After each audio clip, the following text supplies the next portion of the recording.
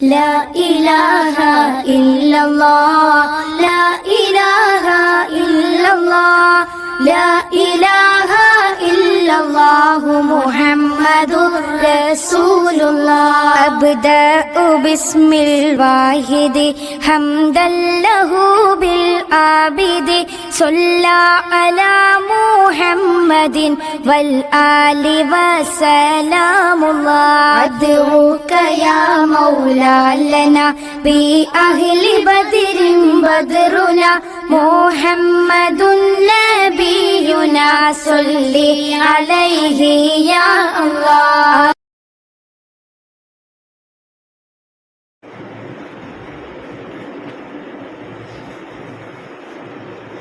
السلام عليكم ورحمة الله تعالى وبركاته. الحمد لله رب العالمين، الصلاة والسلام على خاتم النبيين وعلى آله الطيبين وأصحابه الطاهرين والمسلمين والمؤمنين كلهم أجمعين، أما بعد. فأعوذ بالله من الشيطان الرجيم. بسم الله الرحمن الرحيم. إن الصلاة كانت على المؤمنين كتابا موقوتا. صدق الله العلي العظيم وصدق رسوله النبي الكريم ونحن على ذلك من الشاهدين الشاكرين والحمد لله رب العالمين. அனைத்தும் வல்ல இறைவன் அல்லாஹ் ஒருவனுக்கு சொந்தமானது.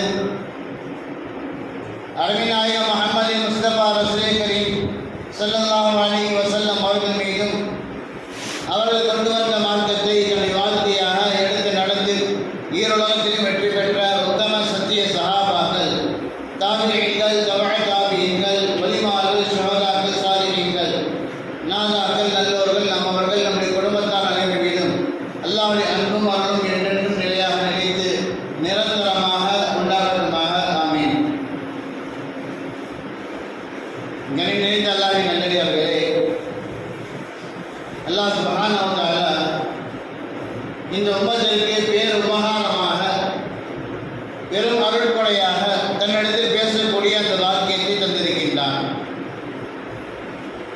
எப்பொழுது வேண்டுமானாலும் யார் வேண்டுமானாலும் அல்லாஹ்வை இறைவனாக ஏற்றுக்கொண்ட எந்த மனிதரும் எந்த நேரத்திலும் உலகத்தில் எந்த மூலையில் இருந்தாலும் சரி, எப்படிப்பட்ட சூழ்நிலையில் இருந்தாலும் சரி, அவர் தன்னிடத்தில் பேசக்கூடிய ஒரு வாக்கியத்தை இந்த உம்மத்திற்கு மட்டும்தான் அல்லாஹ் தந்திருக்கின்றான்.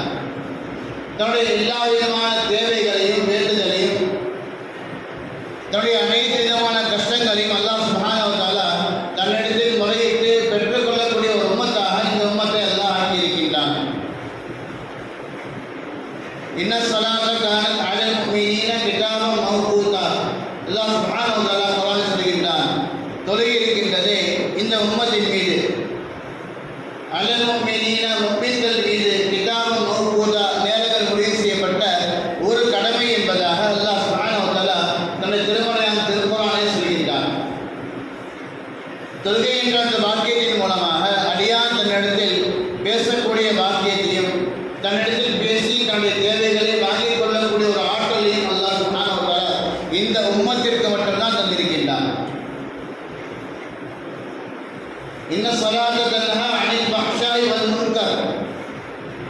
மற்றொரு இடத்தில் அல்லாஹ் இப்படி சொல்கின்றான், இந்த தொழுகை இருக்கின்றது அவன் செய்கின்ற தவறுகளை, மானக்கேடான விஷயங்களை, அருவருப்பான விஷயங்களை அவனை அந்த காரியத்தை விட்டு தூரமாக ஆக்கும், தடுக்கும் என்பதாக அல்லாஹ் சொல்கின்றான். தன்னுடைய தேவைகளை நிறைவேற்றிக் கொள்வதற்காக வேண்டி அல்லாஹ் தொழுகை தந்ததை போன்று தான் பாவங்கள் செய்யாமல் இருப்பதற்கும் தன்னை பாவங்களை விட்டு தூரமாக ஆக்கக்கூடியதாக ஒரு சாதனமாக அல்லாஹ் தொழுகை ஆக்கி தந்திருக்கின்றான் என்பதாக அல்லாஹ் குர்ஆனில் சொல்கின்றான். இன்ன ஸலாத்த தன்ஹா அனில் ஃபஹ்ஷாஇ வல் முன்கர். இந்த தொழுகை அந்த மனிதனை யார் தொழுகின்றாரோ அந்த நபரை தன்ஹா அனில் ஃபஹ்ஷாஇ வல் முன்கர், அருவருப்பான மானக்கேடான வெட்கங்கட்ட அந்த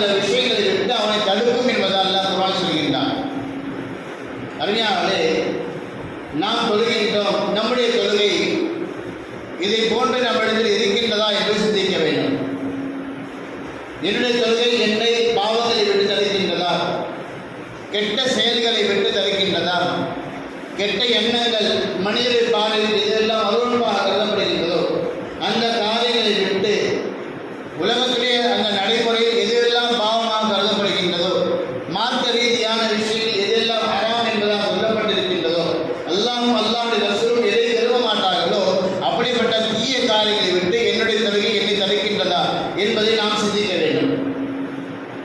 அப்படி என்னுடைய தொழுகை தடுக்கிறது என்றால் கண்டிப்பாக என்னுடைய தொழுகை அல்லாஹ்வினால் அங்கீகரிக்கப்பட்ட தொழுகை என்பதாக விலகிக் கொள்ள வேண்டும். அப்படி தடுக்கவில்லை என்றால் என்னுடைய தொழுகை என்னை பாவமான காரியத்திற்கு தடுக்கவில்லை, அருவருப்பான விஷயங்களை விட்டு கெட்ட எண்ணங்களை விட்டு என்னை தூரமாக்கவில்லை என்றால் என்னுடைய தொழுகை அல்லாஹ்விடத்தில் அங்கீகரிக்கப்படவில்லை என்பதை நாம் விலகிக் கொள்ள வேண்டும். அருமையானவர்களே, அல்லாஹ் சுப்ஹானஹு வ தஆலா வார்த்தை தொழுகை அந்த மனிதனை பாவத்தை விட்டு தடுக்கும் என்று அல்லாஹ் சொல்கின்றான் என்றால் இது 100க்கு மேலான சதவீதத்தில் உண்மை.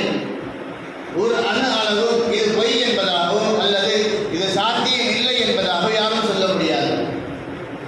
அப்படி இருக்க நாம் பாவம் செய்கின்றோம் என்றால் என்னுடைய தொழுகை சரியாக இல்லை என்பதை தான் நாம் விலகிக் கொள்ள வேண்டும். தக்பீர் கட்டியது முதல் சலாம் கொடுக்கும் வரையிலும் ஒவ்வொரு ரக்காத்திலும் ஒவ்வொரு நிலைகளிலும் மார்க்கம் எப்படி தொழ வேண்டும் என்பதாக தக்பீர் கட்டியது முதல் சலாம் கொடுக்கும் வரை என்னென்ன செய்ய வேண்டும் என்பதாக மார்க்கம் சொல்லியிருக்கின்றதோ அதை நாம் முழுமையாக செய்கின்றோமா என்பதை சிந்திக்க வேண்டும். அவ்வளவு தக்பீர் கட்டியவுடன் சனா ஓத வேண்டும் அல்லது வஜ்ஹத் ஓத வேண்டும். நாம் அதை முழுமையாக சரியாக தவறு இல்லாமல் ஓதுகின்றோமா? பிஸ்மில்லாஹ் ஓத வேண்டும், அல்ஹம்து சூரா ஓத வேண்டும், துணை சூறாக்கள் ஓத வேண்டும். நம்முடைய அல்ஹம்து சூரா சரியாக இருக்கின்றதா என்பதை சிந்திக்க வேண்டும். இன்றைய காலகட்டத்தில் பார்த்தால் குர்ஆனுடைய அர்த்தங்களை மனிதர்கள் விலகிக் கொள்ள வேண்டும் என்பதாக ஆங்காங்கே பேசப்படுகின்றது.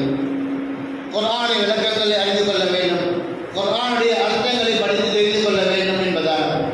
அருமையானவர்களே, முதலாவதாக குர்ஆனை நாம் எப்படி ஓத வேண்டுமோ அந்த முறையில் தொழுகையில் நாம் ஓதினால் மட்டும்தான் என்னுடைய தொழுகை என்னை அந்த பாவமான காரியத்திற்கு கண்டிப்பாக தடுக்கும். அல்ஹம்துலில்லாஹி ரப்பில் ஆலமீன் என்பதற்கு பகரமாக அல்ஹம்துலில்லாஹ் என்று ஓதினால் துவக்கமே குழப்பமாக தவறாக இருந்தால் நம்முடைய தொழுகை எப்படி சரியாக இருக்கும்? நம்முடைய தொழுகை சரியாக இல்லை என்றால் அந்த தொழுகையின் மூலமாக அல்லாஹ் நமக்கு கொடுத்திருக்கக்கூடிய அந்த ஞானத்தை நாம் எப்படி அடைய போகின்றோம்? நம்முடைய பாவங்களை விட்டு அந்த தொழுகை நம்மை எப்படி தடுக்கும்? குர்ஆனை சரியாக ஓத தெரிந்திருக்க வேண்டும். குறைந்தபட்சமாக ஒவ்வொரு நாளும் தொழுகையில் ஓதப்படுகின்ற அந்த குறிப்பாக அல்ஹம்து சூராவையாவது முழுமையாக தஜ்வீதோடு தர்தீலோடு மார்க்கம் அல்லாஹ் சுப்ஹானஹு வ தஆலா உலகத்தில் குர்ஆனை எப்படி இறக்கி வைத்தானோ அந்த முறையின் பிரகாரம் நாம் அழகாக தெளிவாக எழுத்துக்கள் உச்சரிப்போடு நாம் சரியாக ஓதினால் மட்டும்தான் அந்த தொழுகையின் மூலமாக நமக்கு என்ன பலன்கள் கிடைக்க வேண்டுமோ அது கிடைக்கும். அதில் குறைகள் இருந்தால் கண்டிப்பாக நமக்கு அதன் மூலமாக கிடைக்கப்பெறுகின்ற எந்த ஒரு பலனும் கண்டிப்பாக நமக்கு கிடைக்காது. ஆனால் நான் சொல்வோம், நான் தொழுகின்றேன், 5 நேரம் தொழுகின்றேன், நபிலான தொழுகை தொழுகின்றேன், எத்தனை விவாதங்கள் செய்கின்றேன், ஆனால் என்னுடைய தொழுகையின் மூலமாக எனக்கு இந்த உலகத்தில் சிரமம் தான் ஏற்படுகின்றது, லாபம் ஏற்படவில்லையே. நான் தொழுகின்றேன், அல்லாஹ்வை வணங்குகின்றேனே, நான் தொழுகையாளியாக இருக்கின்றேன், முசல்லியாக இருக்கின்றேன், இந்த தொழுகை எனக்கு என்ன பிரயோஜனம் தந்தது என்பதாக நாம் யோசித்துக் கொண்டிருக்கின்றோம். அறிஞர்களே, நாம் எப்படி தொழுதோம் என்பதாக முதல் நாம் யோசிக்க வேண்டும். என்னுடைய அல்ஹம்து சூரா சரியாக இருந்ததா? நான் அதற்கு பின்பதாக ஓதுகின்ற அந்த சூரா துணை சூரா சரியாக இருக்கின்றதா? ருக்குவில் நான் என்ன ஓத வேண்டும்? நிலையில் நான் என்ன ஓத வேண்டும்? சஜ்தாவில் நான் என்ன ஓத வேண்டும்? அத்தஹியாத் இருப்பில் நான் என்ன ஓத வேண்டும்? அதை நான் சரியாக ஓதுகின்றேனா என்பதை பரிசீலிக்க வேண்டும். காலம் காலமாக நாம் தொழுகின்றோம், ஆனால் நமக்கு அல்ஹம்து சூரா முழுமையாக தெரிவது கிடையாது. அல்லாஹ் பாதுகாக்க வேண்டும். கலிமா சொன்ன நபர் தொழ வருகின்றார், ஆனால் பாங்குடைய சத்தம் கேட்கின்றார், பாங்கு சொல்ல தெரியவில்லை, இகாமத் சொல்ல தெரியவில்லை, அதுவும் போகட்டும், பரவாயில்லை. அல்ஹம்து சூரா ஓத சொன்னால் பிஸ்மில்லா என்ற வார்த்தை கூட அவர் வாயிலிருந்து வருவது கிடையாது. சில சூழ்நிலை காரணமாக அவர் கற்றுக்கொள்ளவில்லை. ஆனால் இருக்கின்ற காலகட்டத்தில் அதை கற்பதற்காக அவர் என்ன முயற்சி செய்தார் என்று சிந்தித்து பார்த்தால் அதுவும் இல்லை என்றால் சொல்ல வேண்டும். அல்ஹம்து சூரா எனக்கு தெரியவில்லை, காலங்கள் போகிவிட்டது, ஆனால் இதற்கு பின்பதாக காலங்கள் இருக்கின்றது, போனதை பற்றி யோசிக்க தேவையில்லை. இன்னும் நமக்கு காலங்கள் இருக்கின்றது, அவகாசம் இருக்கின்றது. அல்லாஹ் சுப்ஹானஹு வ தஆலா நமக்கு அவகாசம் தந்திருக்கின்றான். அந்த அல்ஹம்து சூராவை நாம் சரியாக ஆக்கிக் கொள்ள வேண்டும் என்பதற்காக நாம் என்ன முயற்சிகள் செய்தோம்? தொழுகை இருக்கின்றது, இந்த உம்மத்துக்கு கொடுக்கப்பட்ட மிகப்பெரும் ஒரு வாக்கியமாக இருக்கின்றது. எந்த தேவையாக இருக்கட்டும், சஹாபாக்களை வரலாறு நாம் கேள்விப்படுகின்றோம். இறந்த போனவற்றை உயிருடன் கொண்டு வருவதற்கு இந்த தொழுகை உதவியாக இருந்தது. உணவில்லாத நேரத்தில் அல்லாஹ்வுடைய அற்புதமாக திருகை சுற்றி உணவு வருவதற்கு காரணமாக இந்த தொழுகை இருந்தது என்பதெல்லாம் ஹதீஸில் நாம் பார்க்கின்றோம், கேள்விப்படுகின்றோம். நாம் தொழுகின்றோமே, நம்முடைய தொலைந்து போன ஒரு ரூபாயாவது மீட்டி தந்திருக்கின்றதா? நாம் இழந்துவிட்ட ஒரு விஷயத்தையாவது நாம் மீட்டி தந்திருக்கின்றதா என்பதை சிந்தித்து பார்த்தால் எதுவும் இல்லை என்பதாக சொல்ல வேண்டும். ஏனென்றால் நம்முடைய தொழுகையாக இல்லை. நாம் செய்யக்கூடிய காரியம் சரியாக இருந்தால் மட்டும்தான், நம்முடைய செயல்கள் ஒழுங்காக இருந்தால் மட்டும்தான் அல்லாஹ் சுப்ஹானஹு வ தஆலா இந்த தொழுகையின் மூலமாக இந்த உம்மத்திற்கு, இந்த சமுதாயத்திற்கு இதை தருகின்றேன் என்பதாக சொன்னானோ நாம் விலகிக் கொள்ள வேண்டும். முஃமினுடைய அந்த தொழுகை பேணுதலாக சரியாக இருந்துவிட்டால் உலகத்தில் இவர்களை வெல்வதற்கு யாரும் இல்லை. முஃமினுடைய தொழுகை சரியாக இருந்துவிட்டால், சரியான முறையில் பேணுதலாக அவர்கள் தொழுது விட்டால், எப்பேற்பட்ட படை வந்தாலும் சரி, தனி ஒரு நபராக அதை எதிர்கொள்ளக்கூடிய ஒரு துணிச்சலை அல்லாஹ் சுப்ஹானஹு வ தஆலா இவருக்கு தருவான். மொத்த படையும் இந்த ஒரு நபரை பார்த்து அஞ்சக்கூடிய ஒரு சூழ்நிலை எல்லாம் உருவாக்கி விடுவான். அப்பேற்பட்ட ஒரு பாக்கியம் நமக்கு. நம்முடைய எல்லா தேவைகளும் இந்த தொழுகையின் மூலமாக அல்லாஹ் நிறைவேற்றி தருவதாக அல்லாஹ் நமக்கு வாக்கு தருகின்றான். எதை வேண்டுமானாலும் கேளுங்கள், நீங்கள் கேளுங்கள், நான் உங்களுக்கு தர தயாராக இருக்கின்றேன். இது இறைவன் சொல்லக்கூடிய வார்த்தை, யாரோ அதிகாரிகள் சொல்லவில்லை. நம்மை படித்து பரிபாலிக்கக்கூடிய ரப்பல் ஆலமீனான அல்லாஹ் சுப்ஹானஹு வ தஆலா சொல்லக்கூடிய வார்த்தை, நீங்கள் கேட்டால் நான் தருவதற்கு தயார் என்பதால். ஆனால் நாம் கேட்கின்ற அந்த முறைதான் தவறு என்பதாக சொல்கின்றோம். நம்முடைய தொழுகையில் குறைபாடுகள் இருக்கின்றது. தக்பீர் கட்டி விட்டால் ஷைத்தான் அப்பொழுதுதான் பல சிந்தனைகள் நமக்கு உண்டாக்குகின்றான். என்னென்ன சிந்தனைகளோ நமக்கு உருவாகின்றது, எதை பற்றியும் நாம் யோசிக்கின்றோம். அல்லாஹ்வின் நல்லடியார்களே, குறைந்தபட்சமாக நம்முடைய தொழுகை இந்த உலகத்தில் நமக்கு பிரயோஜனம் தரவில்லை என்றாலும் சரி, பரவாயில்லை. நாளை மறுமையில் கண்டிப்பாக நமக்கு இந்த தொழுகை பிரயோஜனம் தரக்கூடியதாக கண்டிப்பாக இருக்க வேண்டும். அல்லாஹ் ரப்பல் ஆலமீன் ரஹ்மத்துல் ஆலமீன் இந்த அடியார்கள் மீது மிகவும் இரக்கம் உள்ளவனாக இருக்கின்றான். அல்லாஹ் நாம் செய்கின்ற அத்தனை காரியங்களையும் அல்லாஹ் நாளை மறுமையில் கண்டிப்பாக அங்கீகரித்துக் கொள்வான் என்ற நம்பிக்கையோடு நாம் அமல் செய்ய வேண்டும். நம்முடைய அமல்களில் குறைகள் இருக்கின்றது. அதன் குறைகளின் மூலமாக நாம் உலகத்தில் எந்த ஒரு லாபத்தை பெறவில்லை என்றாலும் சரி, அல்லாஹ் சுப்ஹானஹு வ தஆலா அமல்களை கொண்டு நாளை மறுமையில் நமக்கு லாபத்தை கண்டிப்பாக தயார் செய்து வைக்கின்றான். ஹதீஸில் வருகின்றது, அல்லாஹ் சுப்ஹானஹு வ தஆலா நாளை மறுமை நாளிலே எல்லோரை பற்றியும் கேள்வி கேட்பான். எல்லா விதமான அமல்களை பற்றியும் கேள்வி கேட்பான். நீ உன்னை வாழ்நாளில் பிறந்தது முதல் இறக்கும் வரையிலும் என்னென்ன செய்தாய் என்பதாக எல்லா விஷயங்களை பற்றியும் எல்லாவற்றையும் பற்றியும் அல்லாஹ் கண்டிப்பாக கேள்வி கேட்பான் என்பது நாம் அனைவருக்கும் தெரிந்த விஷயம்தான். அதில் எந்த ஒரு சந்தேகமும் இல்லை. எல்லா கேள்விகளை காட்டிலும் முதல் கேள்வியாக அல்லாஹ் சுப்ஹானஹு வ தஆலா தொழுகையை பற்றி தான் கேள்வி கேட்பான். அவ்வளவு மா யுஹாஸபு பிஹில் அப்து யௌமல் கியாமத்தி அஸ்ஸலாத். அல்லாஹ் சுப்ஹானஹு வ தஆலா இந்த அடியார்களுக்கு கேட்கக்கூடிய கேள்விகளில் முதன்மையானது தொழுகையை பற்றி தான் அல்லாஹ் கேள்வி கேட்பான் என்பதாக அருமை நாயகம் ஸல்லல்லாஹு அலைஹி வஸல்லம் சொல்கின்றார்கள். ஃபைன் ஸலஹத் ஃபகத் அஃப்லஹ வ அன்ஜஹ. தொழுகை சரியாக இருந்து விட்டால், குறையில் உள்ள தொழுகை தான், நாம் தொழுதோமா என்பதை பார்ப்பான் அல்லாஹ் சுப்ஹானஹு வ தஆலா. அந்த கடமையை நாம் நிறைவேற்றினோமா என்பதை அல்லாஹ் பார்ப்பான். தொழுகை சரியாக இருந்தால் ஃபகத் அன்ஜஹ வ அஃப்லஹ, அவர் கண்டிப்பாக வெற்றி அடைந்து விட்டார். வயின் ஃபஸல் ஃபகத் காப வ ஹஸிர. ஒரு நாள் தொழுகை சரியில்லை என்றால், ஒழுங்காக தொழவில்லை என்றால், விட்டு தொழுகின்றால், முழுமையாக தொழவில்லை என்றிருந்தால் ஃபகத் காப வ ஹஸிர, நஷ்டவரையாக ஆகிவிட்டார் என்பதாக சொல்லிவிட்டு அதன் தொடரிலே சொல்கின்றார்கள் அருமை நாயகம் ஸல்லல்லாஹு அலைஹி வஸல்லம். நாம் தொழுகின்ற தொழுகையின் நிலையை பற்றி சொல்கின்றார்கள். நம்முடைய தொழுகை எல்லாம் குறையுள்ள தொழுகை தான். பல சிந்தனைகள் தொழுகின்றோம். சூறாக்களை நாம் ஒழுங்காக ஓதுவது கிடையாது. ஒவ்வொரு தஸ்பீஹாத்துகளையும் அந்த குறிப்பிட்ட இடங்களில் சொல்லுவது கிடையாது.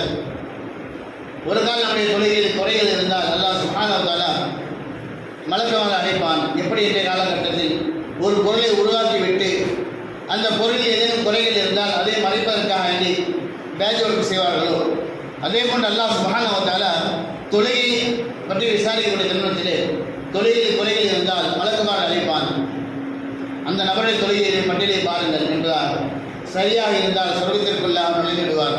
அதற்கு பின்பாக உள்ள எல்லா கேள்விகளும் லேசாகிவிடும். ஒரு கால் குறைவுள்ளதாக இருந்தால் யா அல்லாஹ் இந்த தொழுகையில் தொழுதார், ஆனால் அந்த தொழுகையில் இந்த குறைகள் இருக்கின்றது, இந்த ஓட்டைகள் இருக்கின்றது, உடசல்கள் இருக்கின்றன சொல்வார்கள். அல்லாஹ் சொல்லக்கூடிய வார்த்தை நாம் பார்க்க வேண்டும். இவருடைய அந்த தொழுகைக்கு பின்பதாக நஃபில் இருக்கின்றதா, சுன்னத்தான தொழுகையில் இருக்கின்றதா என்பதை பாருங்கள். நஃபிலான தொழுகையோ அல்லது சுன்னத்தான தொழுகையை நாம் தொழுது விட்டால் அல்லாஹ் சொல்வான், அந்த நஃபிலை கொண்டு அந்த சுன்னத்தான தொழிலை கொண்டு இந்த பரதை நீங்கள் பூர்த்தி செய்யுங்கள், அதில் இருக்கக்கூடிய அந்த குறைகளை தீருங்கள், அதை பரிபூர்ணமானதாக ஆக்குங்கள். இதன் மூலமாக சொர்க்கத்திற்குள்ளான நுழையும் என்பதாக ரஹ்மத்துல்லாஹி ஆலமீன் அல்லாஹ் சுப்ஹானஹு வ தஆலா இந்த உம்மத்தின் மீது இறக்கப்பட்டவனாக இவனை எப்படியாவது சொர்க்கத்திற்குள்ளாக நுழைத்துவிட வேண்டும் என்பதற்காக வேண்டி நாம் செய்கின்ற அந்த உபரியான அமல்களின் பக்கம் அல்லாஹ் திருத்திருப்பான். அருமையாக நாம் எல்லாம் நினைத்துக் கொள்கின்றோம், பிரதான தொழிலை தொழுது கொண்டால் போதும், சுன்னத்துகளை தொழ தேவை வேண்டிய அவசியம் இல்லை. சுன்னத்து தானே, அது தொழவில்லை என்றால் எல்லாம் நம்மை நான் கேள்வி கேட்க மாட்டான் என்பதாக நினைக்கின்றோம். ஆனால் நம்முடைய பரதவிற்குடைய குறைகளை நாளை மறுமையில் நீக்கக்கூடியதாக அந்த முன்பின் சுன்னத்துகள், குறிப்பாக அல்லாஹ் சுப்ஹானஹு வ தஆலா நாளை மறுமையிலே ஒரு நபருக்கு வீடை கட்டி தருவான் என்றார் நபிகள் பெருமானார் ஸல்லல்லாஹு சொல்கின்றார்கள். அல்லாஹ் சுப்ஹானஹு வ தஆலா மறுமையிலே சொர்க்கத்திற்குள்ளாக ஒரு நபருக்கு ஒரு வீட்டை அமைக்கின்றான். எப்படிப்பட்ட நபர் என்று பார்த்தால் ஒவ்வொரு நாளும் 12 ரக்காத்துகள் தொழக்கூடிய அந்த நபருக்கு, ஒவ்வொரு நாளும் 12 ரக்காத்துகள் யார் தொழுகின்றாரோ அந்த நபருக்கு அல்லாஹ் சுப்ஹானஹு வ தஆலா சுவர்க்கத்திலே ஒரு வீட்டை அமைத்து தருகின்றான் என்று சொல்கின்றார்கள். ஃபர்தான தொழுகை அல்ல, இது நஃபிலான தொழுகை தொழக்கூடிய நபருக்கு. லொஹருக்கு முன் 4 ரக்காத்துகள் சுன்னத்துகள், லொஹருக்கு பின்பதாக இருக்கிற 4 ரக்காத்துகள் சுன்னத்துகள், மகரிப் பின்பதாக இருக்கக்கூடிய 2 ரக்காத்துகள், ஃபஜ்ருக்கு முன்பதாக இருக்கக்கூடிய 2 ரக்காத்துகள். யார் இந்த 12 ரக்காத்துகளை யார் முழுமையாக தொழுகின்றாரோ, ஃபர்து அல்ல சுன்னத்தான விஷயம். அப்படி என்றால் ஃபர்துக்கு என்ன அந்தஸ்து இருக்கின்றான் எழுதி கொள்ள வேண்டும். சுன்னத்தான தொழுகை யார் தொழுகின்றாரோ அல்லாஹ் சுப்ஹானஹு வ தஆலா ஒரு மாளிகையை இவருக்காக குறிப்பாக இவர் உலகத்தில் வாழ்கின்ற காலத்திலே கட்டப்படுகின்றதாக நபிகள் பெருமானார் ஸல்லல்லாஹு சொல்கின்றார்கள். நபியுடைய வார்த்தை உண்மையான வார்த்தை தான். உண்மையாகவே நாம் தொழுகின்றோம், நம்முடைய தொழுகையில் எத்தனை குறைகள் இருக்கலாம், குறை இல்லாமல் தொழக்கூடிய வலிமார்கள் குறைவாக இருக்கின்றார்கள். அல்லாஹ்வுக்கு அஞ்சியவர்களாக தொழ வருகின்றோம், நேரங்களை ஒதுக்குகின்றோம், நம்முடைய தொழுகையில் குறைகள் ஏற்படுகின்றது. அந்த குறைகளை நாம் மறைப்பதற்கான நஃபிலான வணக்கங்களை நாம் சரியாக செய்து விட்டால் அல்லாஹ் சுப்ஹானஹு வ தஆலா கண்டிப்பாக இன்மையிலும் சரி நாளைக்கு மறுமையிலும் சரி நமக்கு இந்த தொழுகை மூலமாக என்ன பலன்கள் கிடைக்க வேண்டுமோ அதை கண்டிப்பாக அல்லாஹ் அடைய செய்வானாக. அருமையாளே, வாழ்கின்ற காலம் குறைவான காலகட்டம். அல்ஹம்து சூரா தெரியவில்லை என்றால், தொழுகையுடைய முறைகள் நமக்கு தெரியவில்லை என்றால், யார் தெரிந்திருக்கின்றாரோ அல்லது அல்லாஹ்வுடைய இமாம்கள் உலமாக்களிடத்தில் கேட்டு தொழுகையுடைய முறைகளை நாம் சரியாக கற்றுக்கொண்டு தொழுதால் தொழுகை மூலமாக நாம் நம்முடைய தேவை அனைத்தும் அல்லாஹ்விடத்தில் கேட்டு வாங்கிக் கொள்ளக்கூடிய பாக்கியத்தை எல்லாம் தந்துடுவாங்க. வாக்கு அல்ஹம்துலில்லாஹி ரப்பில் ஆலமீன். அஸ்ஸலாமு அலைக்கும் வரஹ்மத்துல்லாஹி வபரகாத்துஹு. சுன்னத்துல்லாஹ்.